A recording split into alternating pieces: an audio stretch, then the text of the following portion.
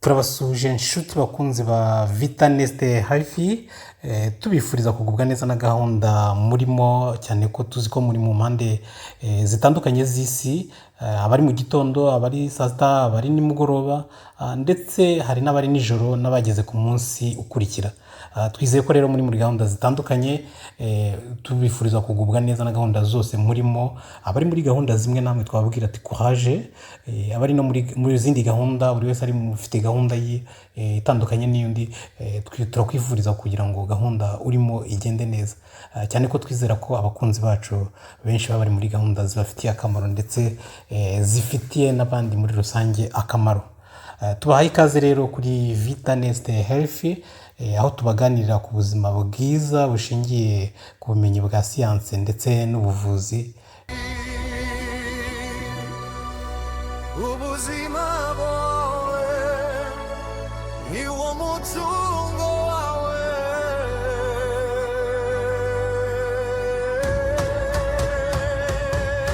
Vita Neste Health.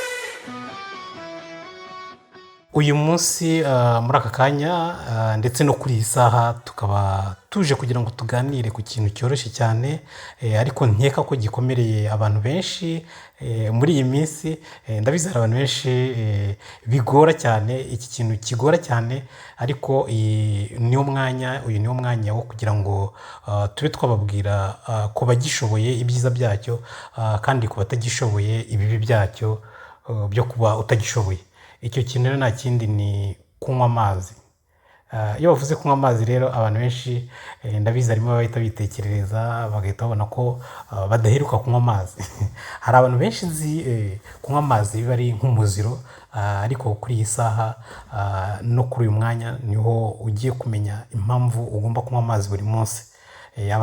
Abatanywa amazi rero bakumva ko bagomba kwinywera inzoga, mwe nababwira ko uyu ari umwanya wo kuba mwatega amatwi iki kiganiro kugira ku musozo, kugira ngo wumve impamvu ari ngombwa kuba wanywa amazi buri munsi.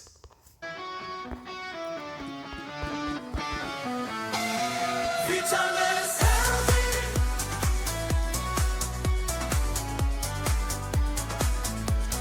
Vita Neste Health.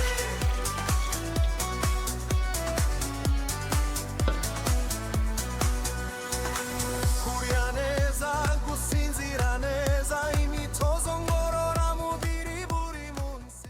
Ese wari uzi ko umubiri wawe ugizwe n'amazi kugera ku kigero kiri hejuru ya 60%?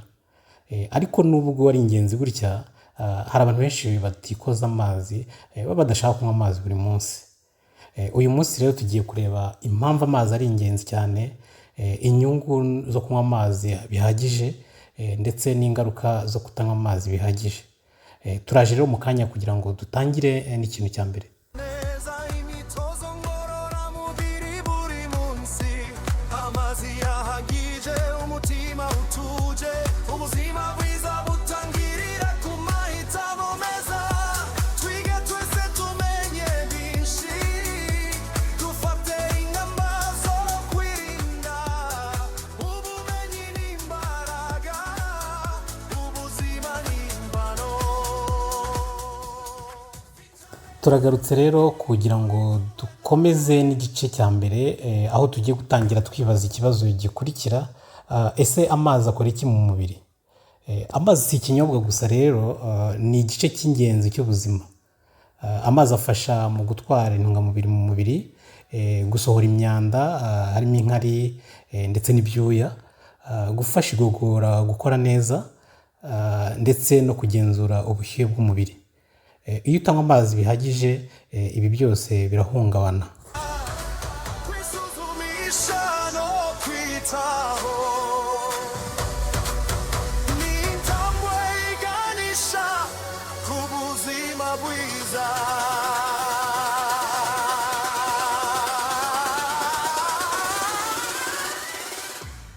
Igice cya kabiri tugiye kurebera hamwe inyungu 7 zo kunywa amazi ku buryo buhagije. Inyungu ya mbere rero, tukaba dusanga ko amazi afasha ubwonko gukora neza. Ubwonko bukenera amazi kugira ngo bukore neza. Iyo wabuze amazi ushobora kwibagirwa vuba cyangwa se ukumva unaniwe. Amazi afasha igogora cyangwa icyo twita mu gifaransa digestion.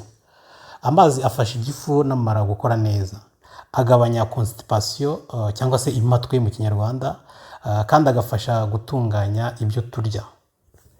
Icya gatatu, amazi afasha uruhu kuba rwiza.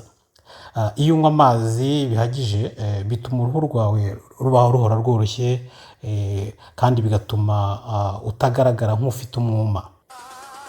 Inyungu ya kane rero, amazi afasha mu kugabanya ibiro. Abakeneye guta ibiro rero nababwira ngo iki? Abakeneye guta ibiro, uyu niwo mwanya wo kuba mwatangira kunywa amazi ku buryo buhagije. Abantu banini, hari abantu banini mbona bagira ibiro byinshi, ariko uyu munsi utangiye kunywa amazi menshi ushobora gutangira kugabanya ibiro. Amazi rero ashobora kugufasha kugabanya inzara, bityo ntube warya cyane, cyane ko iyo udafite inzara nyine nturya, kandi iyo utariye burya nta biro byinshi ugira. Amazi kandi ashobora gutuma urya bike. Urya bike iyo unyweye amazi kenshi. Uzabigerageze unywa amazi ashyushye mu gitondo, cyangwa se niyo yaba akonje, unywa amazi ahagije, ntabwo uzumva ufite inzara, uzumva kenshi udakeneye kurya. Ikindi kandi amazi atuma habaho gutwika karori neza. Icya gatanu rero, amazi afasha impyiko gukora neza.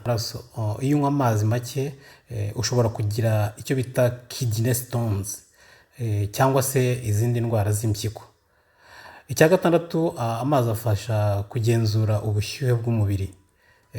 Iyo ususurutse cyangwa se ukora imyitozo, umubiri usohora ibyuya, ndetse amazi agafasha kugabanya ubushyuhe mu mubiri. Icya karindwi rero, ariyo nyungu ya nyuma yo kunywa amazi mu buryo buhagije, amazi yongera imbaraga, icyo bita mu gifaransa energy cyangwa se inagi mu cyongereza. Iyo ufite hydratation nkeya urumva unaniwe, kandi ukumva nta mbaraga ufite. Amazi rero atuma ugira imbaraga no gukora neza umunsi wose.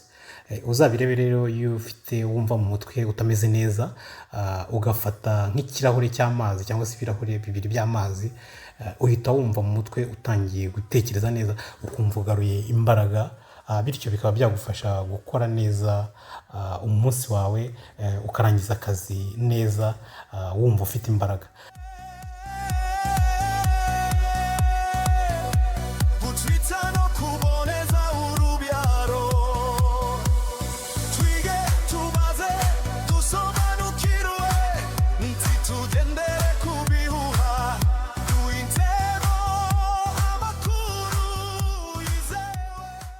Igice cya gatatu rero twatangira twibaza ikibazo kigira kiti, ese ubundi ni ikihe kigero n'amazi angana iki umuntu ashobora kunywa buri munsi? Rero hano nababwira ko ntago ushobora guhuza na mugenzi wa amazi unywa. Amazi nshobora kunywa ntago ariyo wowe wanywa, ariko muri rusange litiro imwe n'igice kugera kuri litiro ebyiri ku munsi ku bantu benshi nizo ziba ari nziza, cyangwa se ibirahuri 6 kugera ku 8 by'amazi nabyo byagufasha burya ku munsi. Ariko biterwa n'ibi bikurikira. Byaterwa n'imyaka ufite. Ntabwo umwana w'imyaka 5 ashobora kunywa amazi angana n'ay'umuntu w'imyaka 30 cyangwa se 50. Ikindi cyatuma unywa amazi atandukanye na mugenzi wawe byaterwa n'imirimo ukora.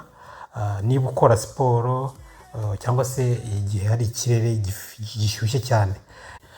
Gusa sinabura kukubwira ko burya ikimenyetso cyiza, burya kenshi ujya ureba ikijyanye n'inkari wihagarika.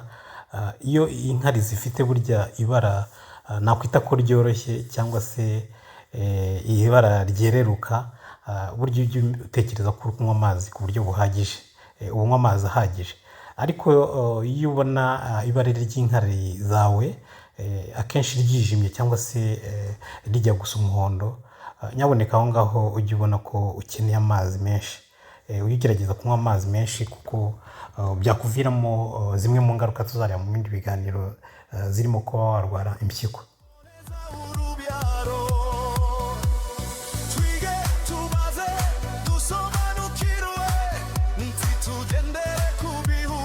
Ku gice igice cya kane rero ari nacyo cya nyuma, aho tugiye kurebera hamwe ingaruka zo kutanywa amazi. Kutanywa amazi rero bihagije bishobora gutera umutwe kubabara, ukumva ufite umunaniro udashyira, ukagira icyo bita constipation mu rurimi rw'igifaransa ariko ni impatwe mu kinyarwanda, ukagira uruhu rwumye cyangwa se uruhu rukomeye rukanyaraye. Rero mu gihe kirekire bishobora guteza ibibazo bikomeye by'ubuzima. tumaze dusobanukirwe ntitugendere ku bihuha duhitemo amakuru yizewe ubuzima bw'umugore ni ingenzi. Mu gusoza rero sinabura kukubwira ko kutanywa amazi ari ibintu byo gufata nk'ibyoroshye, ahubwo ni ibintu by'ingenzi ku buzima bwa buri munsi. Gerageza rero gutangira uyu munsi unywa amazi menshi, kugira icupa ry'amazi hafi yawe, ndetse no kunywa amazi buhoro buhoro mpaka umunsi urangiye. Niba wakunze rero iyi video ntuzibagirwe kuyisangiza abandi kugira ngo ibi bintu bibagereho. Ushobora kuba weho wenda ubikurikiza, ariko hari mugenzi wawe ukeneye kumva izi nama. Burya akenshi inama ni uguhoza aho ibintu nk'ibi ngibi, cyane ko iyo ubonye utayanyoye ukabona uraramutse, burya wibwira ko ntacyo wishe, ariko akenshi mu buzima buzaza uba uri kwica bimwe mu bice by'umubiri wawe. Nakwibutsa kandi gukora subscribe ndetse no gukora like, kandi utibagirwa kuduha komenti niba iki kiganiro cyakunyuze cyangwa se niba hari icyo ukuyemo. Wowe wumva hari icyo ugiye guhindura, utwandikire muri komenti, utubwire ati ngiye guhindura, njye nabifata nk'ibintu byoroshye. Turabashimiye cyane rero, tuyifuriza gukomeza kugubwa neza na gahunda za Vita Nest Health. Ibiganiro byo nakagaruka. Mwakoze cyane, mwari kumwe na Bruno Yves.